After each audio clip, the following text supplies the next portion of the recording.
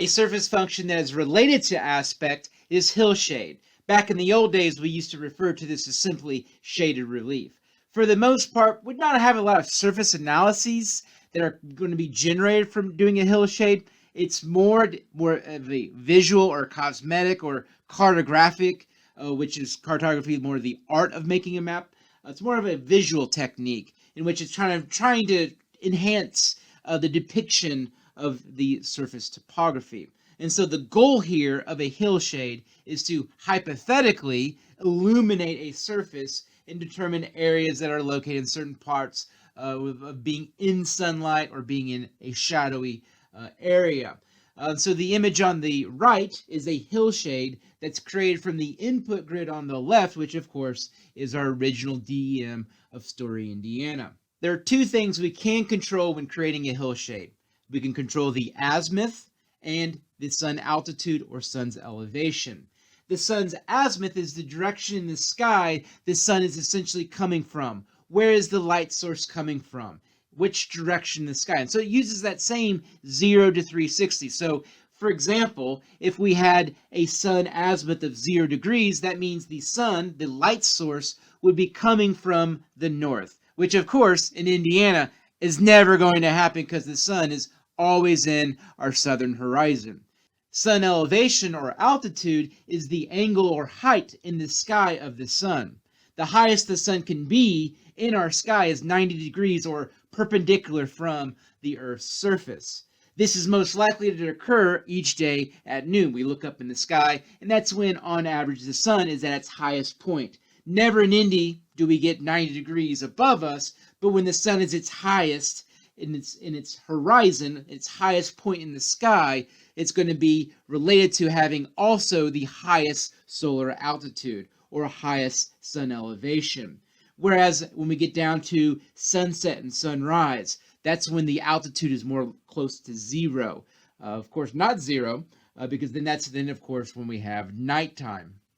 As the hillshade on the right shows, the azimuth is coming from 315 degrees, so it's essentially from the northwest. It's coming from that particular direction, and it's relatively high in the sky compared to the one that we're going to look at next. So we can kind of see this in terms of the shadows are along the kind of these southeast facing slopes is where we're going to get the shadows. And that makes sense because from the northwest is essentially the light source, the sun, or in this case, the source that's creating the shadows. Now what I did here was I did a hillshade, but I changed, because once again, the two things we can control are its azimuth and its altitude. And so what I did over here on the right is I changed the azimuth in terms of now it's coming from the northeast, but I also made it coming from a lower altitude. So think of this as being an earlier time or later time in the day. The sun's at a lower altitude. Subsequently, you can see the results of that. We can see the differences in terms of the shadows are now on the opposite sides. Not really the opposite sides, but on different sides of the slopes. But also, it's darker, and that makes sense. We have a lower sun altitude, and so it's going to be brighter when we increase that altitude number to a higher number closer to 90. Even further, let me melt your minds even more. What we have is a new thing, relatively new, and it's called multi-directional shading. And so what it is a nice algorithm which it cranks out kind of this multi-direction shading to kind of try to illuminate the surface as best as possible. It tries to kind of create with the most ideal way to visualize the surface. And here we have the result at the bottom. And so the previous ones I've used, the two different hillshades I just talked about. Now at the bottom, I asked the GIS to say, make this a multi-directional hillshade, and then that's the result here. So in some respects, it's better. I mean, I think it's better, but you'll see here a lot of like Google Maps and the terrain map will use multi-directional hillshade to really accentuate the terrain, to really make it pop and stand out when you're trying to show the ruggedness of a particular surface. Now, this is something here more relevant to a cartography course because once again, it's kind of more the art, making maps look pretty and nice.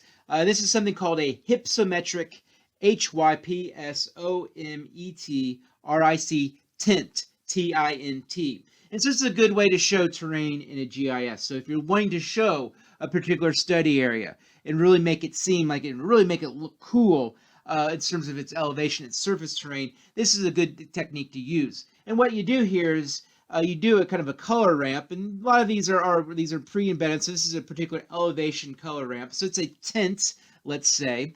So it's what it does is it kind of applies the color characteristics. And what I did here is you can see I clicked on that particular colored ramp here. And what I did was that I said, okay, make this 50%. Make this somewhat transparent so that you can see underneath it the hillshade. So what that does is in turn kind of creates a best of both worlds scenario in which you take some of the good qualities of the tint, the color, and the elevation color ramp and combine that with the shades, in this case a variety of shades of gray, not the movie or the book or anything. But anyway, so what we have is the hypsometric tint shown on the right of the original DEM. And so it's just, I guess, a better way, a more artistic way to visualize the terrain. Not so much a surface analysis technique, not a lot we can do with this, but once again, for visual purposes, it does do a good job of showing the surface.